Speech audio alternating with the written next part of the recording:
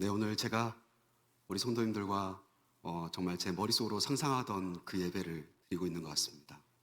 그런데 사실 제 상상은 저 여기 앞에 앉아 있고 우리 바이 목사님 설교 말씀을 듣고 가야 되는데 제 상상과 다르게 제가 설교를 하게 됐습니다. 2019년 7월 9일 날 저희가 정확하게 영도에 이사를 왔습니다. 그때만 해도 뭐 좀 설렘 반도 있었겠지만 굉장히 걱정도 되었습니다. 왜냐하면 부산이라고 하는 곳에서 생활해 본 적이 없었기 때문에. 그러나 여기 영도의 구석을 이렇게 좀 다니면서 길도 익히고 또 성도님들을 또 한 분 한 분 만나고 또 우리 교육기관 우리 선생님들과 또 아이들을 만나면서 즐거움으로 행복하게 그렇게 사역했던 것 같습니다. 사실은 이 사역의 계획을 좀 장기간 플랜을 좀 짜서 무리되지 않게 하기 위해서 서서히 이렇게 하나하나 해나가고 있는 상황이었는데 미처 제가 세웠던 계획을 다 끝내지 못하고 가게 되는 것 같아서 하나님과 또 교회 앞에 좀 죄송한 마음 또한 함께 있습니다. 그 모든 것들이 사실은 다 감사했습니다. 이별은 언제나 아쉽고 또 아프고 또 그리고 지나가는 시간들을 돌아보게 하는 것 같습니다. 이후에 어쨌든 간에 이별하고 나면 어떤 사람은 남겨지고 또 어떤 사람은 떠나게 됩니다. 우리 그 양빈 집사님 장인어른도 돌아가셨다는 소식을 들었는데 그분은 떠나신 분이고 이제 우리는 남겨진 자들이죠. 어찌 보면 누군가는 떠나고 또 누군가는 남는 것이 이치인 것 같습니다. 그렇게 되었을 때 과연 남아있는 사람 어떻게 남아있을까? 어떤 모습으로 남아있을까? 어떤 마음으로 남아있는 것이 좋은가? 라고 하는 생각을 문득 해보게 됩니다. 저와 저희 가족들은 이제 다음 주부터는 지도제일교회에서 예배를 드리겠죠. 그러나 우리 성도님들은 또 이 자리에서 예배를 계속 드리실 거예요. 말씀도 들으시고 예배도 드리셔야 하고 여러 가지 사역들을 감당하셔야 합니다. 여러분들은 영도 성결교회 남겨져 계신 분들이고 저는 떠나는 자인 거예요. 어찌 보면 떠나는 사람들에 대한 추억, 그리움이 많이 남을 수 있죠. 그런데 중요한 것은 남겨져 있는 사람이 더 의미가 있습니다. 눈에 보이지 않는 사람이 무슨 의미가 있겠습니까? 어떤 자세로 어떤 마음으로 함께 곁에 남아 있을까? 어떤 모습으로 남아서 우리가 사명을 감당하는 것이 좋을까? 바로 그것이 사실 제가 오늘 설교 부탁을 받고 우리 성도님들과 오늘 이 말씀을 함께 나누게 된 이유입니다. 그래서 사실 너무 이례적이죠. 부목사가 떠나는데 이 대예배 설교를 저한테 요청을 하셔서 굉장히 부담스럽고 저는 그냥 인사만 하고 싶었는데 말씀을 전하라고 하셨을 때 저는 오늘 이 말씀을 우리 성도님들과 함께 나누었으면 좋겠다라는 생각이 들었습니다. 오늘 본문에 보면 한 인물이 등장을 합니다. 그 사람은 엘리야입니다. 우리가 잘 알지요. 당시에 이스라엘 백성들은요 바알과 아세라를 섬기고 있었던 왕과 왕비 때문에 하나님의 곁을 멀리 떠나 있는 상태였습니다. 그리고 도리어 하나님을 섬기던 이 남겨진 자라고 하는 하나님 편에 남겨진 자라고 말할 수 있는 엘리야는 굉장히 힘겨운 사역들을 감당하고 있었습니다. 우리가 잘 알듯이 그가 갈멜산에서 아방이 지켜보는 가운데 바알과 아세라를 섬기는 선지자들 850명과 한 명의 사람으로서 함께 비 내기를 하죠. 그때 하나님께서는 엘리야의 편을 들어주셔서 이스라엘의 모든 가뭄이 이제 해소되게 되었습니다. 그리고 그 싸움에서 졌던 바알과 아세라를 섬기던 선지자들은 기손 시냇가에서 목을 베어서 죽임을 당하게 되죠. 그런데 문제는 그 다음이었습니다. 곧장 아합 왕의 아내였던 이세벨이 분노하기 시작합니다. 자기가 데리고 왔던 선지자들, 바알과 아세라를 숭배하던 선지자들을 기손 시냇가에서 다 죽여버렸단 말이에요. 얼마나 화가 났겠습니까? 이세벨은 선포합니다. 오늘 밤까지 내가 반드시 엘리야를 죽이리라. 엘리야가 어떻게 하죠? 생명을 구하기 위해서, 살아남기 위해서 그 길로 도망가게 됩니다. 가뭄이 해소된 이스라엘을 뒤로 한 채 자신의 길을 떠나기 시작한 거죠. 그리고 우리가 잘 알듯이 로뎀나무가 바로 그 다음 사건으로 이어집니다. 로뎀나무 그늘에 앉아 있었던, 그래서 이제 그 자리에서 죽기를 요청했던 이 엘리야에게 하나님 어떻게 하십니까? 천사를 보내셔서 떡과 물을 주시면서 힘을 내게 하시고, 그리고 그가 드디어 호렙산에 이르게 되었습니다. 바로 그 이어지는 본문 말씀이 오늘 말씀인 겁니다. 엘리야만이 아니라 사실은 어쩌면 우리는 다 이렇게 믿음을 붙잡고 살아가려고 하면 왕따를 당하고 외롭게 남겨지는 그런 이 시대를 살아가고 있습니다. 바른 신앙을 갖기가 참 힘들고요. 그리고 하나님 편에 남아있기가 너무너무 힘듭니다. 신앙 안에서도, 교회 안에서도 정직하게 올곧게 하나님 편에 남아서 있기가 쉽지가 않다는 거예요. 그런데 어떻습니까? 그런 저와 여러분에게 오늘 이렇게 홀로 남아있는 남겨진 자 엘리야를 우리가 바라보면서 하나님은 무엇을 말씀하고 싶어 하실까? 바로 그것이 오늘 제가 우리 성도님들에게 마지막으로 함께 말씀을 통해서 나누고 싶은 내용들인 것입니다. 과연 하나님은 남겨진 자에게 어떻게 하기를 원하시는 것일까?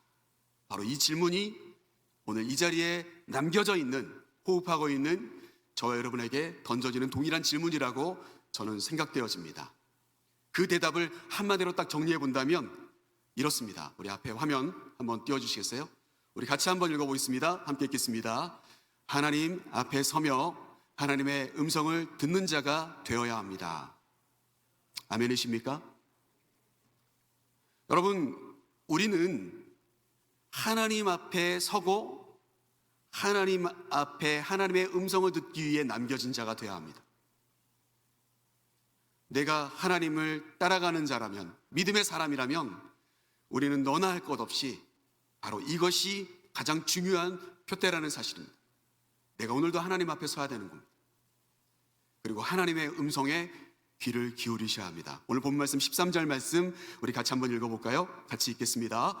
엘리야가 듣고 겉옷으로 얼굴을 가리고 나가 굴 어귀에 섬에 소리가 그에게 임하여 이르되 엘리야야 내가 어찌하여 여기 있느냐. 누구의 음성이에요? 하나님의 음성이에요. 호렙산까지 갔는데 이제 그 가운데 엘리야가 한 굴을 정해서 거기에 숨어 있었습니다. 그때 하나님이 엄청난 바람을 부르시더니 이제 세미한 음성 가운데 하나님 말씀하십니다. 그때 엘리야는 어떻게 합니까? 하나님의 그 미세한 음성을 듣기 위해 그 굴 어귀로 걸어 나왔습니다. 겉옷으로 얼굴을 가렸다고 했습니다. 감히 하나님의 영광을 대할 수 없어서 얼굴을 가린 채 하나님 앞에 섰습니다. 그리고 하나님의 음성이 들립니다. 엘리야야 내가 어찌하여 여기 있느냐. 네가 도대체 여기 남겨진 이유가 뭐냐? 네가 왜 여기까지 와 있느냐? 라고 하나님이 말씀하신 거예요. 한마디로 말씀드린다면 저와 여러분 모두가 오늘도 그리고 앞으로도 하나님의 편에 남겨진 자로 살아가시려면 하나님의 음성을 듣는 자가 되셔야 한다는 사실이에요. 하나님의 음성이 들리는 그 순간부터 우리의 모든 답답한 문제들이 하나하나 해결이 시작될 것입니다. 엘리야가 오늘 하나님의 음성을 듣고 싶었던 이유도 바로 거기에 있었습니다. 그때 하나님께서 엘리야에게 말씀하셨던 내가 어찌하여 여기 있느냐, 이 질문은 오늘 너는 왜 여기서 살고 오늘 무엇을 하며 살고 어떻게 살아가고 있느냐라고 하는 남겨진 자로 살아가는 오늘 저와 여러분에 향한 질문이기도 합니다. 과연 그때 여러분 어떻게 대답하실 수가 있겠습니까? 오늘 본 말씀 14절 말씀을 함께 읽어보면서 엘리야가 하나님께 어떻게 대답했는지를 우리가 살펴보고자 합니다. 14절 말씀 같이 읽겠습니다. 그가 대답하되 내가 만군의 하나님 여호와께 열심히 유별하오니 이는 이스라엘 자손이 주의 언약을 버리고 주의 제단을 헐며 칼로 주의 선지자들을 죽였음이며 오직 나만 남았거늘 그들이 내 생명을 찾아 빼앗으려 하나이다. 오늘 엘리야가 하나님께 대답한 내용을 살펴보면 저는 크게 두 가지를 느낄 수가 있었습니다. 먼저 첫 번째는 참 엘리야가 힘들게 살아가고 있구나. 왜 그렇습니까? 하나님 편에 남기로 결정하면 죽임을 당하는 거예요. 하나님 편에 남아서 하나님의 말씀대로 살아가려고 하면, 하나님을 섬기려고 하면 죽임을 당하게 되고, 아니면 이렇게 그 죽지 않으려면 도망가는 신세가 되는 이 처참한 환경 가운데 엘리야가 놓여 있다는 것을 먼저 우리가 살펴볼 수가 있어요. 여러분, 어찌 보면 이 시대를 살아가는 우리 믿음의 사람들은 이와 같은 환경 가운데 살아갑니다. 우리가 하나님을 선택하려고 하면 세상의 많은 것들을 포기해야 됩니다. 내려놓아야 되고요, 할 수가 없어요. 그러나 어떻습니까? 그럼에도 불구하고 우리는 하나님 편을 선택해야 되죠. 그런데 오늘 저는 그런 말씀보다는 두 번째 제가 느꼈던 것을 우리 성도님들과 함께 나누고 싶은 거예요. 그게 무엇이냐면, 한마디로 말씀드린다면 엘리야는 착각하고 있다는 겁니다. 아니야, 한 걸음 더 나아가서 그는 교만합니다. 오늘 말씀의 표현대로라고 하면 이렇게 이야기합니다. 감히 하나님이 물어보셨는데 이렇게 이야기합니다. 제가 하나님 편에 열심히 유별한 사람입니다라고 스스로를 평가합니다. 하나님, 제가 하나님 편에 열심히 유별한 사람입니다. 오직 나만 남았습니다. 이렇게 이야기를 해요. 제가 이 말씀을 준비하면서 떠올랐던 한 성경의 장면이 있습니다. 그것은 바로 가인과 아벨의 제사의 모습이었어요. 우리가 잘 알듯이 이 아벨과 가인이 하나님 편에 제사를 드렸습니다. 그런데 하나님 누구의 제사만 받으셨죠? 아벨의 제사만 받으셨어요. 그랬더니 형인 가인이 누구를 죽여요? 아울을 죽여버립니다. 누구만 남죠? 가인만 남은 거예요. 가인만 남은 겁니다. 예배 잘 드리던 아벨은 죽었습니다. 그런데 어때요? 하나님은 남아져 있다고 해서 가인의 제사를 흠양하셨다는 말씀이 성경 그 어디에도 없습니다. 여러분, 저는 그렇습니다. 우리가 진짜 하나님 편에 남겨진 자라면 우리는 하나님이 인정하는 자들이 되어야 합니다. 여러분, 우리가 하나님 편에 남아있다는 것이 하나님이 우리를 받아주시는 계기가 되는 게 아닙니다. 하나님이 기뻐하시는 삶을 살 때, 하나님이 기뻐하신 예배를 드릴 때 그 예배가 진짜 하나님이 받으시는 예배이고 우리가 하나님을 기쁘시게 하는 삶을 살아가는 자들이 될 거라는 사실이에요. 오늘 본 말씀을 보십시오. 이 엘리야는 스스로를 이야기합니다. 내가 열심히 유별한 사람이고 나 혼자 남아 있습니다. 사실 이 말은 그렇게 틀린 말은 아닙니다. 현실적으로 엘리야만 남아 있는 것처럼 보이기 때문이죠. 제가 차를 타고요 4시간 30분 동안 운전을 하고 서쪽을 향해서 쭉 가니까요, 지도라는 섬에 아주 소박한 교회가 딱 하나가 나오더라고요. 거기에 갔더니 한 70여 명 되시는 성도님들이 거기에서 예배를 드리신다는 거예요. 그곳에서도요 하나님의 이름을 찾고 하나님의 아버지로 고백하고 별로 시스템은 좋지 않아요. 우리 연도성교회처럼 이렇게 오케스트라가 있는 것도 아닙니다. 이렇게 LED 전광판이 있는 그런 교회가 아니에요. 그러나 그곳에서도 하나님을 사모하고 은혜를 사모하는 자들이 있더라는 거예요. 제가 그곳으로 가게 됐습니다. 저는 이 말씀을 준비하면서 문득 그런 생각이 들었습니다. 나에게 주어진 숙제가 뭘까? 그곳에 계시는 분들이 하나님 편에 남겨진 자가 되게 하는 것이 저의 숙제이구나 라는 것이었습니다. 환경이 더 좋고 재정이 잘 돌아가는 것이 문제가 아니라고 생각을 합니다. 하나님은 그렇게 우리를 바라보고 계시지 않기 때문입니다. 영도성결교회 성도님들은 이곳에 남아서 하나님을 기쁘시게 하셔야 되겠고, 저는 지도제일교회 성도님들과 함께 그곳에 남아 하나님을 기쁘시게 하는 것이 사명인데, 도대체 누가 더 열심히 특별할까? 누가 더 열심히 유별한 사람들이 될 수 있을까? 오직 누가 남겨진 사람이 될 수 있을까? 이런 생각을 문득 해보게 되었습니다. 오늘 본 말씀 18절 말씀을 우리가 함께 읽어볼까요? 이게 바로 엘리야가 그렇게 말했을 때 들려주신 하나님의 대답이거든요. 우리 18절 말씀 같이 한번 읽어보도록 하겠습니다. 같이 읽겠습니다. 그러나 내가 이스라엘 가운데 7,000명을 남기리니 다 바알에게 무릎을 꿇지 아니하고 다 바알에게 입맞추지 아니한 자니라.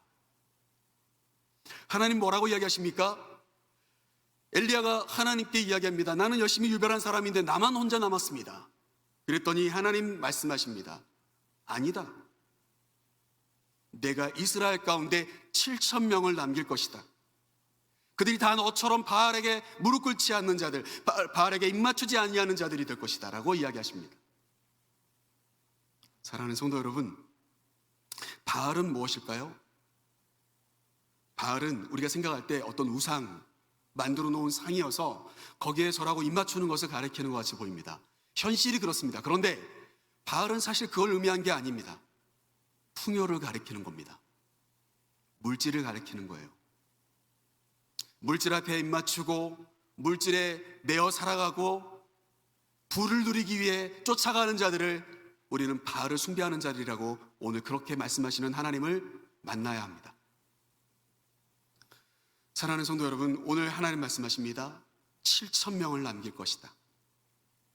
여러분, 7,000명이 엄청나게 많은 인원이잖아요. 그렇지 않습니까? 그런데 엄청난 인원이 아닙니다. 오늘날 이 시대를 살아가는 수많은 사람들 가운데, 신앙인들 가운데, 수많은 교회들 가운데 제가 생각해 볼 때는 목회자만 따져봐도 7,000명이 훨씬 넘을 것 같아요. 그런데 7,000명밖에 남지 않아요. 결국 그 말은 무엇일까요? 교회는 많지만, 믿음의 사람은 많지만, 하나님을 찾는 자들은 많지만 7,000명 안에 들어갈 사람은 딱 정해져 있다는 거예요. 이 말씀을 준비하면서 저도 생각해 봤습니다. 과연 그 7,000명 안에 들어갈 자신이 있냐라고 누군가가 나에게 물으신다면 자신이 없노라고 대답할 수밖에 없겠다라는 것이었습니다. 사랑하는 성도 여러분, 오늘 우리는 하나님 편에 남겨진 자가 되어야 될 텐데 하나님이 찾으시는 자 7,000명 안에 들어갈 수 있는 그런 믿음의 사람입니까? 아니라면 우리는 잘못 믿고 있는 것입니다. 우리가 모두가 다 바라기는, 저도 그렇고 앞으로 제가 사역하는 공간도 그렇고 우리 영도성결교회 성도님들 모두가 바로 하나님이 찾으실 때 호명되어지시는 그와 같은 귀한 남겨진 자의 사명들을 잘 감당하시는 우리 모두가 될 수 있기를 주님의 이름으로 간절히 축원합니다. 이제 그렇게 하나님의 음성을 들었던 엘리야에게 사명이 딱 던져집니다. 사실 오늘 말씀의 제목이죠. 남겨진 자였던 엘리야에게 사명이 딱 던져져요. 그 말씀이 오늘 본 말씀 15절 말씀부터 17절 말씀 사이에 나옵니다. 그런데 한마디로 딱 정리해보면 이렇습니다. 사람을 세우라는 것입니다. 우리 한번 따라해 보시겠습니까? 사람을 세우라. 우리 옆에 있는 분들 한번 인사해 보겠습니다. 너무 막 엄숙하셔요. 우리 옆에 있는 분들 한번 인사해 보겠습니다. 사람을 세웁시다. 세워진 자가 됩시다. 아멘. 오늘 본 말씀 좀 깁니다만 우리 15절 말씀부터 17절 말씀을 한번 같이 읽어보겠습니다. 같이 한번 읽어보겠습니다. 여호와께서 그에게 이르시되 너는 내 길을 돌이켜 광야를 통하여 다메섹에 가서 이르거든 하사엘에게 기름을 부어 아람의 왕이 되게 하고 너는 또 님시의 아들 에후에게 기름을 부어 이스라엘의 왕이 되게 하고 또 아벨무올랏 사밧의 아들 엘리사에게 기름을 부어 너를 대신하여 선지자가 되게 하라. 하사엘의 칼을 피하는 자를 에후가 죽일 것이요 에후의 칼을 피하는 자를 엘리사가 죽이리라. 아멘. 여러분, 오늘 하나님께서 말씀하십니다. 너 이제 하산해. 호렙산 굴에 숨어 있지 말고 이제 광야의 길을 통과하여 다메섹으로부터 내가 가라고 하는 곳에 가서 그 곳곳에서 만나는 아무개에게 기름을 부어서 왕을 세우고 아무에게 기름을, 이렇게 말씀을 쭉 하시는 거예요. 한마디로 정리해 본다면 어떤 이야기입니까? 사람을 세우라는 것입니다. 기름을 부어 사람을 세우라는 거예요. 제가요, 사역을 하면서 많은 교회들을 거쳐왔는데 교회들마다 사무총회 기간이 다가워지고 기간마다 총회를 하고 또 교사들 또 모임도 하고 이런 모임들을 할 때마다 또 교회에서 어떤 행사를 할 때마다 가장 많이 하는 이야기가 무슨 이야기인지 아십니까? 사람이 없다는 거예요. 여러분 그러지 않으세요? 사람이 없다는 거예요. 어떤 교회도, 제가 이제까지 사역한 교회 중에서 어떤 교회도 대부분 다 그랬습니다. 모르겠습니다. 우리 영도성결교회에서는 별로 제가 귀담아 듣지를 않아서 늘 그러려니 이렇게 생각하고 있는 부분입니다. 무슨 행사를 하려고 하거나 무엇 하려고 하면 사람이 없다는 거예요. 그런데 그때에 어떤 교회도 직분자가 없다는 말씀은 하지 않아요. 직분자가 없다는 말씀은 하지 않아요. 사람이 없다는 말씀들은 하세요. 제가 우리 영도성결교회를 보아도, 또 제가 이제까지 사역해왔던 교회들을 보아도 직분이 없는 분들이 별로 없으세요. 일반 평신도 분들이 별로 없으세요.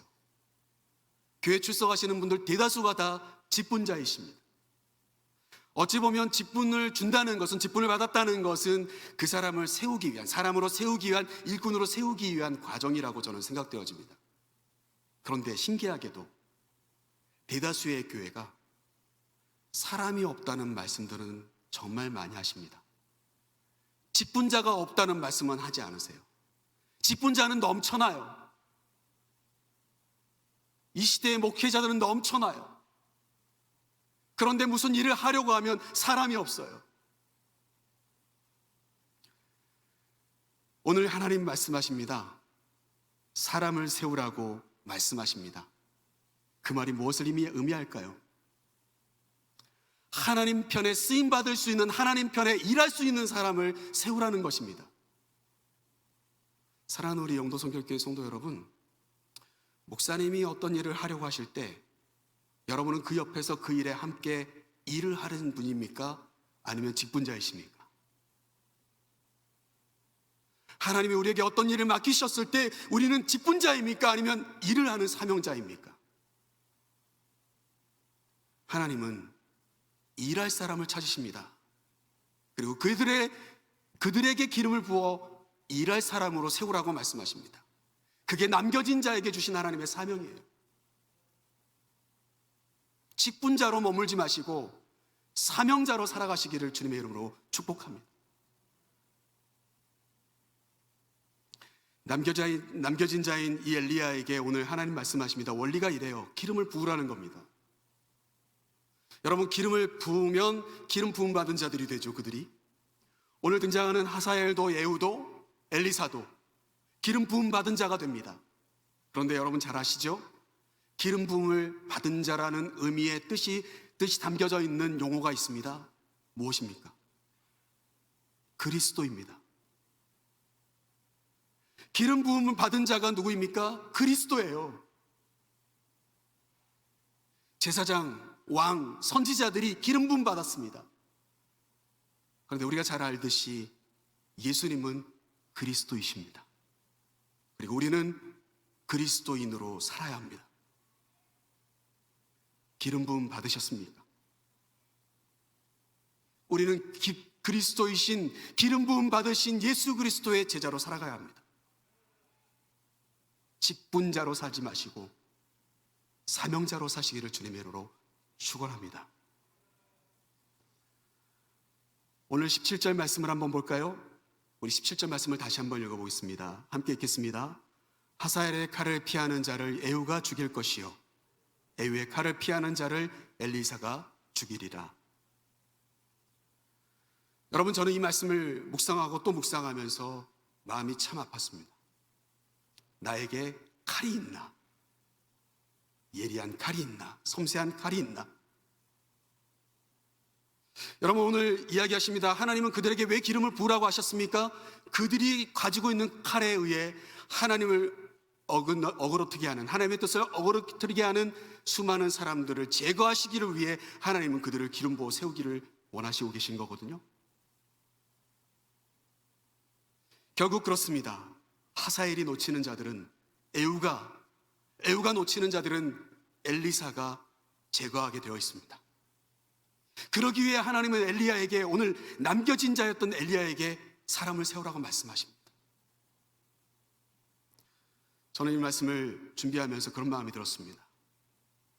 우리가 왜 여기에 남겨져 있는가? 하나님의 뜻을 세우기 위해 남겨져 있는 줄로 믿습니다. 올해 우리 교회 표가 그거잖아요. 하나님의 뜻을 이루어가는 교회. 그러면 어떻습니까? 우리에게 정말 하나님의 날렵한 칼이 쥐어져 있어서 하나님의 뜻을 엄수하고 파수하고 지켜낼 수 있는 그와 같은 자로 저와 여러분이 기름 부어 세움을 받으셨습니까? 우리는 바로 그렇게 이 자리에 남겨져 있을 때 남겨진 자의 가치가 있는 것입니다. 영도성결교회 성도 여러분, 또 한 가지 제가 말씀드리고 싶은 것은 그겁니다. 이 자리에 계신 우리 성도님들의 자녀분들은 기름 부음을 받았습니까? 우리에게 맡겨진 그 자녀들에게 우리가 기름을 부어줘야 되거든요. 기름 부음이 있어야 돼요. 그들 또한 마찬가지로 칼날을 쥔 채, 영적인 칼을 쥔 채 말씀의 검을 들고 하나님의 뜻을 이루는 자들이 되어야 될 것이 아니겠습니까? 우리의 자녀들이 바르게 믿음 생활하고 있는지, 그렇게 하기 위해 우리 성도님들은 어떤 노력을 하고 계시는지 돌아보고 살펴보아야 될 때인 것 같습니다. 제가 청소년 사역과 청년 사역을 맡아서 감당하면서 사역하면서 문득 드는 생각이 있었어요. 우리 성도님들의 자녀들만 함께 예배할 수 있어도 너무너무 행복한 예배가 될 수 있겠다. 청소년 예배, 청년 예배, 우리 성도님들의 자녀들만 함께 참여해 줄 수만 있어도 너무너무 쉽겠다. 너무 즐겁겠다. 여러분, 우리는 이곳에 남겨져 있는데 목적이 있는 게 아니라 남겨진 자로서 사람을 세우는 의무가 있는 사람들입니다. 내 자신부터 하나님 편에 서 있어야 되고, 그리고 내가 서는 것을 통하여 우리의 자녀들이 서야 될 것입니다. 사랑하는 우리 영도성결교회 성도 여러분, 사람을 세우는 것이 저 여러분의 사명인 줄로 믿으시기를 간절히 소망합니다. 말씀을 마치면서 이제 그렇게 기름을 붓고 자신의 사명을 다 감당하고 하나님의 부르심을 받아야 되는 이 엘리야의 뒤를 이어 또 한 사람으로 남아야 되는 엘리사에 대한 이야기를 말씀을 드리며 말씀을 마쳐볼까 합니다. 오늘 본 말씀 19절 말씀부터 21절 말씀에 처음으로 엘리야라고 하는 사람과 엘리사가 만나고 그를 세우는 과정이 등장하는 것을 보게 됩니다. 오늘 19절 말씀을 같이 한번 읽어볼까요? 19절 말씀 같이 읽겠습니다. 엘리야가 거기서 떠나 사밧의 아들 엘리사를 만나니 그가 12겨리소를 앞세우고 밭을 가는데 자기는 12제 겨리소와 함께 있더라. 엘리야가 그리로 건너가서 겉옷을 그 위에 던졌더니, 엘리사를 보니까요 굉장히 부유한 가정의 아들이에요. 여러분이 시골 같은 데 가면 소 한 마리만 있어도 부자거든요. 예전에 제가 아버지 섬에서 사역하실 때 뵈면요. 그런데 오늘 19절 말씀에 보니까 엘리사를 만나러 갔는데 엘리사는 무려 12겨리소가 있어요. 밭을 갈 때 두 쌍이 한 겨리에 묶여서 밭을 갑니다. 그러니까 어떻습니까? 더 많은 소가 있는지는 잘 모르겠지만 성경 말씀대로라고 한다면 엘리사는 적어도 24마리의 소가 있는 가정의 아들이에요. 자기는 12번째 겨리소를 몰고 다니며 밭을 갈고 있었습니다. 엄청난 부자죠. 그런데 어떻습니까? 그런 엘리사를 하나님은 선택하시고 사명자로 남게 하십니다. 그때 이 엘리사가 보여주는, 남겨진 자로서 보여주는 모습이 무엇인가? 오늘 말씀을 마치며 그 말씀을 좀 함께 나누고 싶은 거예요. 한마디로 정리해 본다면 이렇습니다. 소를 잡고 기구를 불사르는 것입니다. 우리 한번 따라해 보실래요? 소를 잡고 기구를 불사르라. 여러분, 남겨지는 자는 어떻게 해야 되는지 아십니까? 소를 잡아야 돼요. 자기가 사용하던 기구를 불살라 버려야 돼요. 오늘 본 말씀 21절 말씀 우리 같이 한번 마지막으로 읽겠습니다. 함께 읽겠습니다. 엘리사가 그를 떠나 돌아가서 한 교리소를 가져다가 잡고 소의 기구를 불살라 그 고기를 삶아 백성에게 주어 먹게 하고 일어나 엘리야를 따르며 수종 들었더라. 아멘. 여러분, 남겨진 자가 돼야 될 이 엘리사가 얼마나 철저히 자신의 삶, 이제까지 익숙했던 삶과 자신을 단절하려고 노력했는지를 우리가 알 수 있는 부분입니다. 적당히가 아니에요. 적당히 하나님 따라가고 적당히 훈련받으려고 하는 그런 마음이 아닙니다. 이제까지 나를 이끌어왔던 모든 삶의 배경을 송두리째 결단하고 잘라내려고 하는 각오, 그 결단이 무엇입니까? 이끌고 다니던 소 2마리를 잡아서 죽여서 삶아서 백성들에게 나누어 줘버리고 그때 메었던 결의를 불살라 버리는 거예요. 그 말은 무엇입니까? 다시는 내가 이곳으로 돌아오지 않겠어. 더 이상 밭가는 자로 살지 않겠어라고 하는 결단인 것입니다. 제가 이 말씀을 준비하면서 떠올랐던 말씀은 누가복음 9장인데 거기에 보면 우리가 너무나도 잘 아는 말씀이 있습니다. 손에 쟁기를 잡고 뒤를 돌아보니 주님의 길을 따르는 데 합당하지 않다는 주님의 말씀이 나와요. 여러분 다 아시죠? 이제 저는 제 손에 쥐어져 있었던 영도성결교회 사역을 내려놓고 싶습니다. 내려놔야 될 것 같습니다. 그리고 이제 제 손에는 새롭게 쥐어지는 또 하나의 쟁기가 있는 거예요. 바로 지도제일교회라고 하는 한 교회, 바로 그 교회가 제 손에 놓여져 있는 쟁기인 것 같아요. 그래서 뒤를 돌아보지 않기를 결단해 봅니다.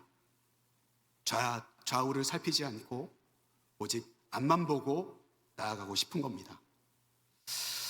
영도성결교회에 남겨져 있는 우리 성도님들은 또 우리 담임 목사님, 또 우리 부목사님들, 전도사님들과 함께 여러분들 손에 쥐어져 있는 쟁기를 잘 붙잡으시고 앞을 보고 나아가셔야 합니다. 그것이 주님의 길을 따르는 자의 결단이고 사명이라고 그렇게 말씀드리고 싶습니다. 엘리사와 같은 결단이 우리 모두에게 있었으면 좋겠습니다. 다시는 내가 과거의 습관으로 내가 익숙하고 편리한 쪽으로 사람 의지하지 않고 환경 의지하지 않고 모든 것을 차단한 채 하나님께서 나에게 주신 사명만을 바라보며 앞을 향해서 나아가기로 결단하는 우리 사랑하는 영도성결교회 성도님들이 되셔서 오고 가고 하는 소식들이 더 기쁘고 부흥하는 우리 영도성결교회의 아름다운 기경되고 풍성한 열매 맺는 그런 사역들이 되시기를 주님의 이름으로 간절히 축복합니다. 그동안 너무 감사했습니다. 기도하겠습니다.